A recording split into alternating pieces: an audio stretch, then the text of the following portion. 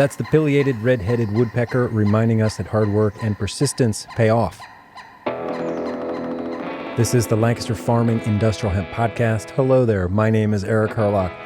I am recording this intro from the Minneapolis-St. Paul International Airport on my way home from the 13th Annual International Hemp Building Symposium held this year for the first time in the U.S.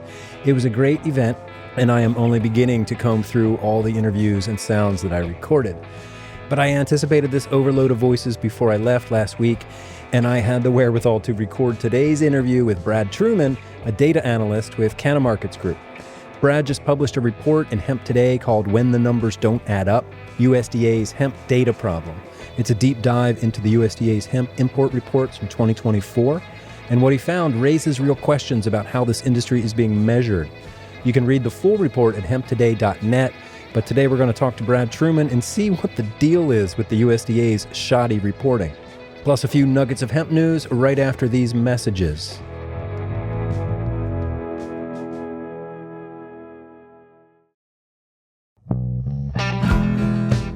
This episode is brought to you by Ray DePriest from Sunray Hemp at 62 degrees north in Palmer, Alaska. Ray holds Alaska's very first industrial hemp license and brings over 40 years of farming experience to the table. Since 2019, he's been a strong advocate for hemp, grain, and fiber, while also running a successful hay farm serving the equine and livestock markets. Ray's leadership in both agriculture and education make him a true pioneer for the future of sustainable farming. A big thanks to Ray and Sunray Hemp for sponsoring my trip to the Lower Sioux in Minnesota. Thanks, Ray. Could not have done this without you.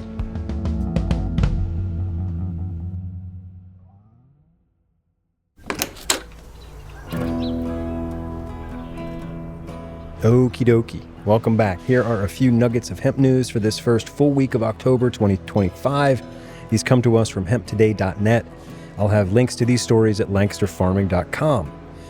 Brazil's health agency has kicked the hemp can down the road again. Anvisa has asked for 6 more months before ruling on cultivation for medicinal purposes, moving the deadline to March 2026. Farmers and researchers say the delay is holding back critical research and investment, while industry advocates warn Brazil is missing a chance to lead in hemp production. The FDA here in the U.S. has added hemp-derived cannabinoids like CBD to its MedWatch reporting system. That means health problems tied to CBD products will now be tracked in their own category. Supporters say it could lead to clearer data and smarter regulation, but critics warn sensational reports could damage the market and deepen stigma at a time when CBD is already under pressure. Over in the UK, Hempcrete just got a global spotlight. The season premiere of Grand Designs featured a hempcrete house in northern England, seen by millions of viewers worldwide. Host Kevin MacLeod praised the project for its creativity and sense of community. For the hemp building sector, it's the kind of mainstream exposure that could spark more demand and nudge regulators to modernize building codes.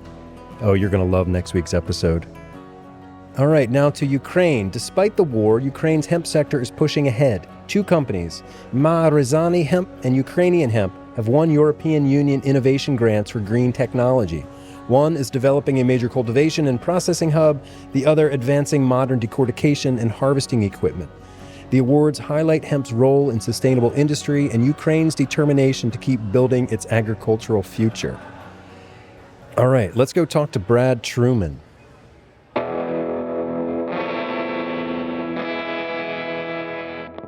So today I am talking with Brad Truman. He's a data analyst from CannaMarkets Group. He just published a report in HempToday called When the Numbers Don't Add Up, USDA's Hemp Data Problem.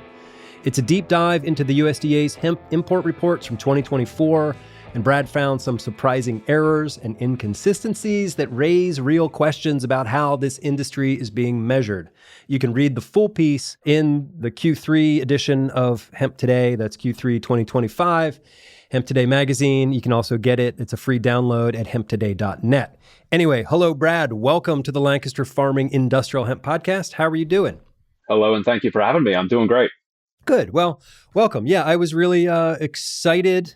I mean, somewhat disappointed to see the problems with this, but I was excited to see that someone is digging into it and, looking for accountability. So thank you. Absolutely. I was very much interested in doing the same thing, hence the embarking on this task. Right. So I've got about 10 questions for you. So we'll go through those and we'll start sort of big picture and motivation. So what first motivated you to dig into the USDA's hemp data in such detail? And what were you hoping to find when you started? So I think there are a lot of big companies out there putting out some pretty grandiose facts and figures, largely forecasted information. And there was an interest in getting something closer to at least a happening right now from what we consider to be, I think, for most people's perspective, an industry authority or an agricultural authority, A hence the trusted USDA. source. Yeah. Right, right. I think most people attribute a reasonable bit of trust to that which the USDA puts out.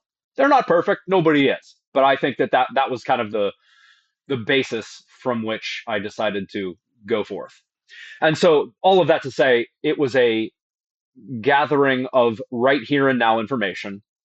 USDA just started picking up this information in mid-ish 23. I wanted to go for 24 because it was at that point the first full calendar year. And it was for the purpose of being able to have in a database, in a dashboardable fashion, effectively, the information that they put out. So that was kind of the impetus. And what I hoped to get out was a nice visualization that could be conveyed and kind of expounded upon. Okay. Yeah, no, it's like you were trying to build like a tool that you could, like an interface where maybe other folks could access that data and it would be helpful. Definitely. Like, look, it's all right here rather than scrolling through all of these charts or whatever. So, okay. And let me add to that. So USDA locks this in PDF format. So this took quite a bit of work getting out of PDF, first of all, and then augmenting with additional fields to make this, database ready effectively. So there was a lot of work to get it from PDF to Excel, from Excel, add things that I needed to, and then import further every week's report into a SQL database. But that is also what made this very clear then to start picking out these anomalies that I laid forth in the report. Yeah. Pretty early on in the report, you used the phrase garbage in, garbage out. How does that idea apply specifically to the hemp industry data today? I think that's what we were hoping to dispel to some degree. I think a ground truth source of some variety was really being sought here. And what unfortunately I found was a little more to the garbage side than what we were hoping, frankly. This was not the path I expected to be going down with this exercise. Right. So I like was not this wasn't thrilled. like a cynical exercise. This was No. Yeah. No, this was meant to be import to SQL, SQL talk to Tableau, Tableau dashboard till I'm blue in the face, and split everything till, 9 ways to Sunday. So anybody could really see what the USDA is putting out. That sounds like a great idea. Everybody likes data. I certainly do. But no, this went wildly awry when I started to see, the garbage. Yeah. All right. So you describe uncovering issues ranging from small inconsistencies to large-scale anomalies. Which discovery struck you as the most concerning and why?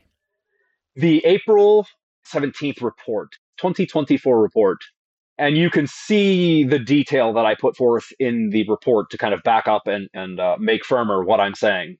I don't think this is a clean thing to speak through, but in broad general terms, the April 17th report is a anomaly that is utterly indescribable. I mean, there is no understandable link to reports prior or post that report.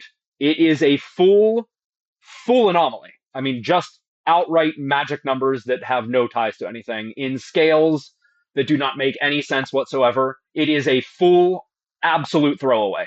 And I mean that in as generous a terms as I can be. I mean, it is just, it cannot be explained, period. Okay. Now the USDA is made up of, I assume, human beings, right? No so doubt. there's like people who have made this thing. But then as you were describing that, I've thought about my own work using the Chat GPT, where like sometimes you just get a response that's completely made up and a hallucination. And that's this is a sort of a side note question, but what do you think's happening there? Like, how did this April 17th anomaly happen? And like, who's asleep at the switch? A hallucination would be a perfectly apt term to describe the 417 report. It just does not exist in any contextualized sense.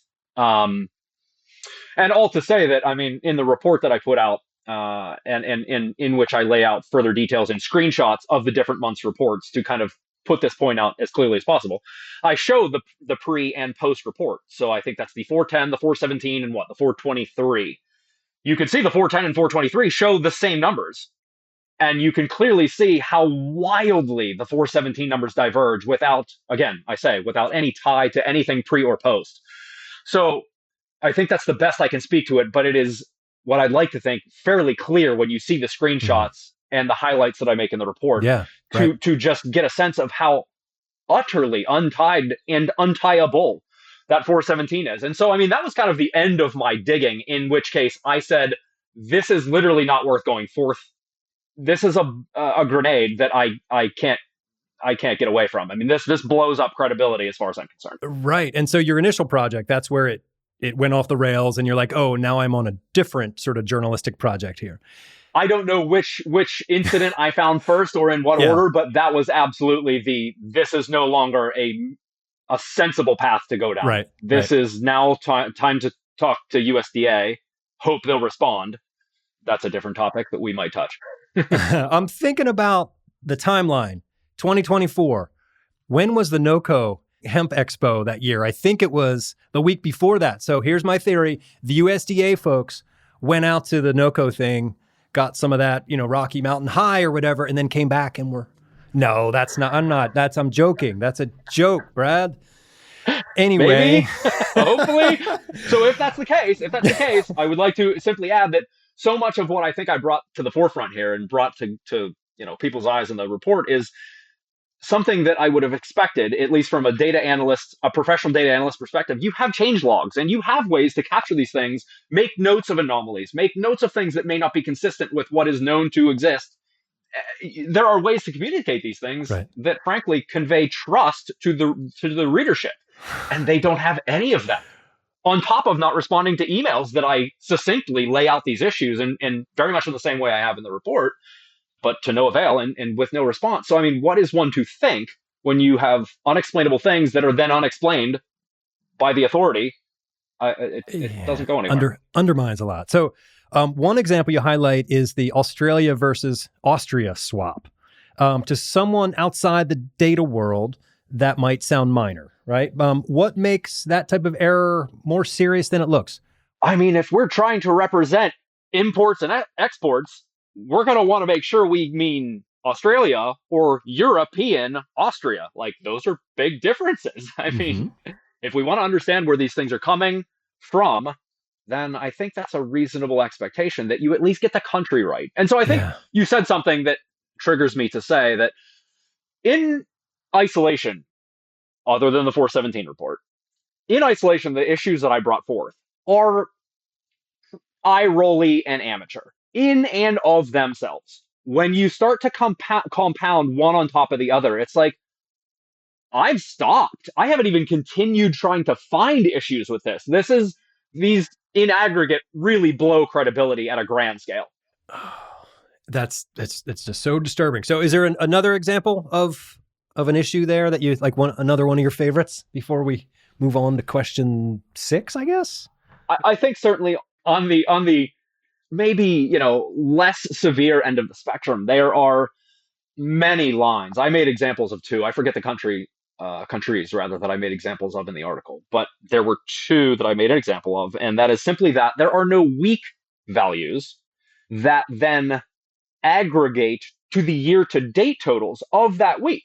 So, I mean, it's a very simple way that they have these tallied. All prior weeks' week values tally to that week's year-to-date values.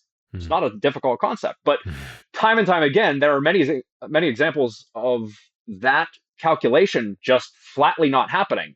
And where there are no week values, you see a jump either up or down on the year-to-date totals. Sometimes they're huge, sometimes they're minor. But that is, again, one of those very small things that you would otherwise want to communicate if you make a correction. I would expect there are corrections in this. But that is something so simple to communicate that just irks me to no end. Crazy. All right. So in your view, what are the real world consequences of sloppy or contradictory USDA reporting? What are the consequences for farmers, investors, policymakers in hemp? I think the USDA wants itself to be credible. I think the broader audience in the agricultural world thinks it's credible.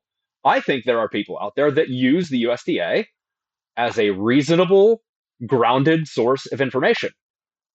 I mean, data-backed decisions is like a hot buzzword and has been for God knows how long now. I mean, you are informed by the data that exists. If you can't trust the data that exists, you're making to some degree faulty investment decisions, faulty capital expenditures. I mean, you could take that as far as you want, but if you don't have a core source of basically dependable data, um, you're you're more finger in the wind than you'd ever like to be in the Yeah. first place. I mean, Yeah, it's you're always a winging it at gamble. that point. Yeah. You are really winging it when you cannot depend on this.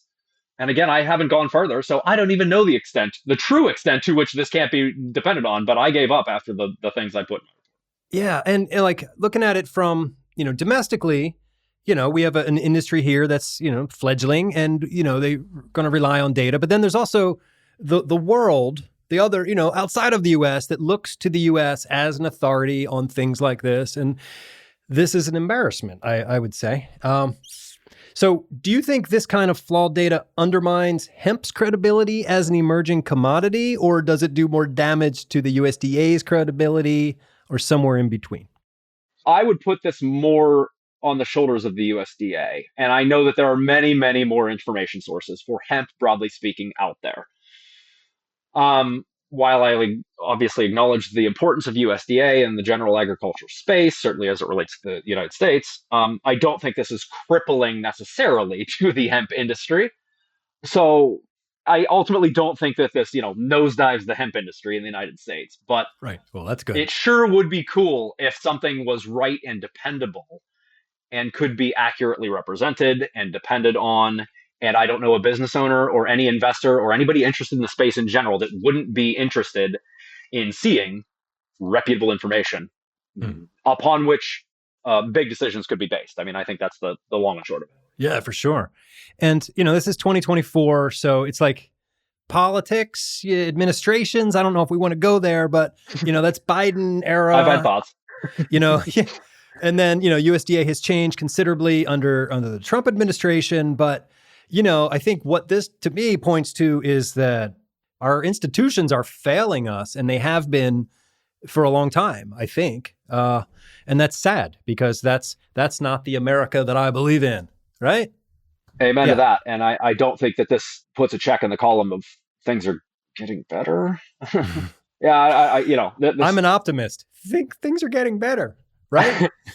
I also just don't want to overrepresent this or act like this is a catastrophe. This is a disappointment. Yeah, for sure. And I don't think this is going to break any company or, really throw things into a fit. But I would simply like to say that on any week's basis, again, let's put completely aside the 417 report, on any week to week basis, if somebody is looking at this report, I don't think it could be individually outright discredited immediately. But at what point do you hit the line and finally see enough wrong with enough lines in enough sections of enough reports that you eventually have to call it quits on really relying on this in any substantive way? Right. And I think that's all I'm trying to say. Maybe this needs to be a little better tuned up before anybody puts any more stock in this as far as the information that it's sending.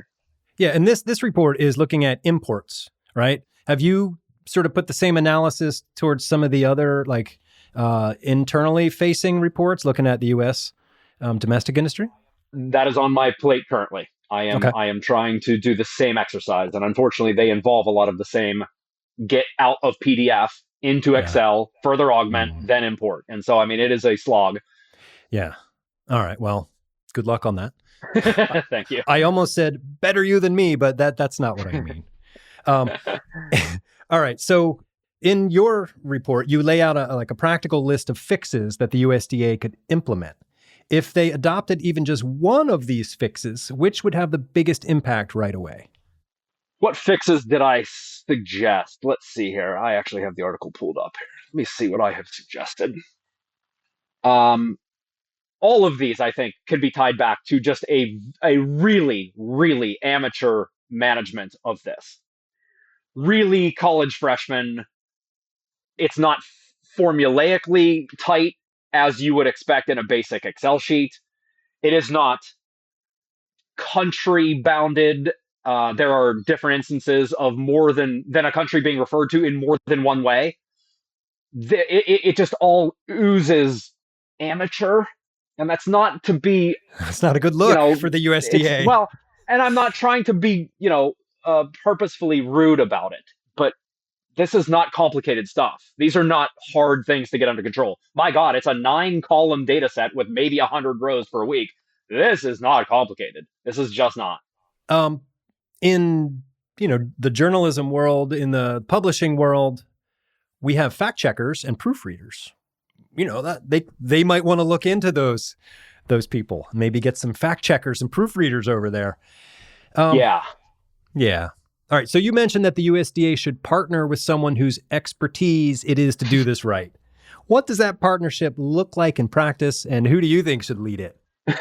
I would be happy to.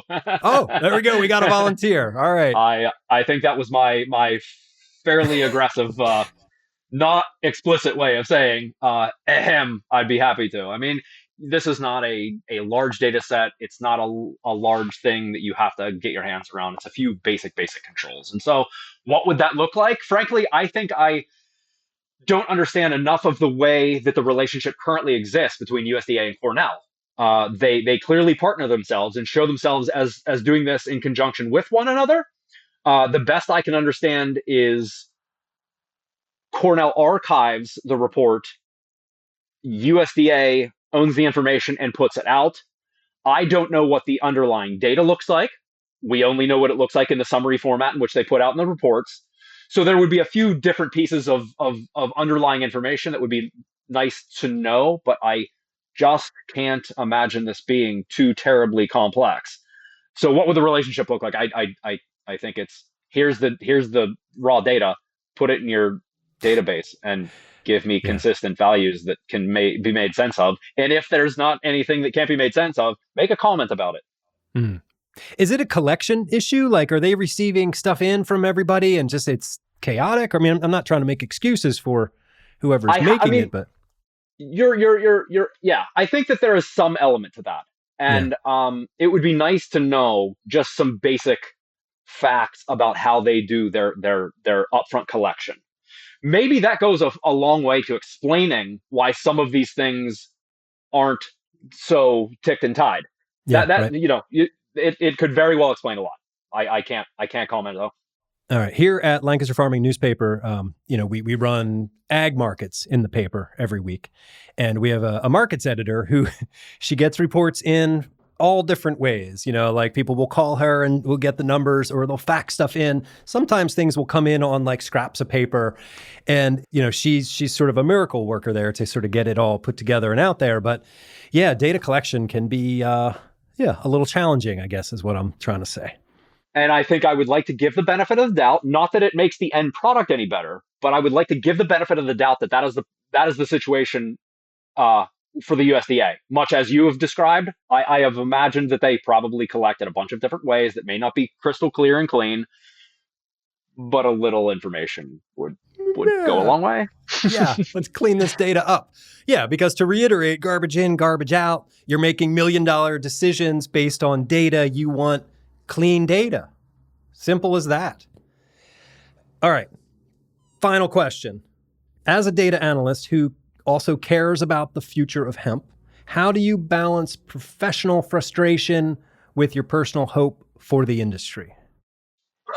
I don't think there's a balance. I mean, I think I'm a pretty eccentric, high energy person, so I may be giving off this is a disaster tone. I don't think so. No. Okay, good. This is my area of expertise, so it's easy for me to slice and dice and know what is easy or know what can be done in super easy ways. So I mean, I think my critique is certainly grounded in knowing how these things can be done quickly and easily. It doesn't blow the industry apart. USDA is not going to come unraveled any more than some administration is already trying to unravel it. So I think there's still much hope for the USDA. And to the extent they want to get this right or care for input or care to hand this off to somebody that can handle this, I'd be happy to put myself at the top of that list. All right, there you go. I'm pretty sure everyone in the USDA listens to this podcast. So probably you'll be getting a call like any minute. Should I expect death threats? Oh, no. I hope not. Yeah. Well, that took a turn. Anyway, you have released a report about the problems with the report, and that is a free download at HempToday.net, and it will also be published in the Q3 edition of the magazine. Anything you want to say about why people should go get it or anything? I mean, if this is of interest to you, or you are more curious about all of the things that I reference and spoke to, that is your source. I think you could read along with that and pretty cleanly and crisply keep up with everything I was talking about. Again, with the highlights of table and screenshot and stuff like that. Mm-hmm. I think you will have a pretty crisp picture of exactly the types of things that I brought forth here. So that's your source for sure. All right. I will put a big link on the show page for this episode that goes right to your report so people can click it. And I downloaded it today, and there is like a little registration link. Fill in some stuff. You get the download. Easy. So, piece of cake. Yeah. All right. Well, Brad Truman, it's a pleasure talking to you. Thank you so much for your time. Yeah. Thanks, Eric. It's been fun. Appreciate it. All right, there you go. That's the show for today. I hope you enjoyed it. I am making my way home now to Pennsylvania. So I'm using this time wisely in the airport to sort of process the interviews that I conducted in Minnesota. I know this show wasn't really about the Minnesota event, but I'm still there. So anyway, thanks to Brad Truman for the interview about the USDA report. And thanks to the folks out there in the Lower Sioux Indian community, Danny Desjardins and the crew, for your hospitality. My name is Eric Herlock. I'm the senior digital editor at Lancaster Farming Newspaper, the greatest agricultural newspaper in the world. Check us out at lancasterfarming.com. If you've got questions or concerns or just something you need to tell me, please write to me. I want to hear it. Please send an email. Send it to eherlock@lancasterfarming.com. It's as easy as that. Okay, until next time, see you in Chanchiape.